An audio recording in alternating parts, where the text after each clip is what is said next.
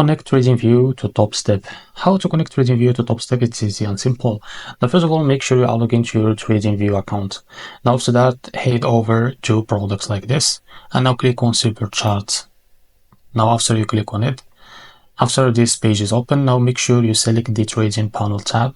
Now, from here, we will use the trade of 8 like a bridge to connect our Topstep account.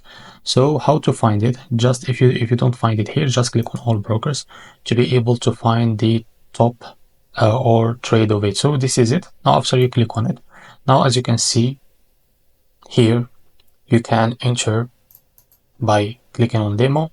You can now enter your Topstep login details to be able to connect to TradingView. So after that, click on connect, and your Topstep account will connect it to your TradingView account. So this is how to connect TradingView to Topstep. If you found this video helpful, please like and subscribe. See you in the next video.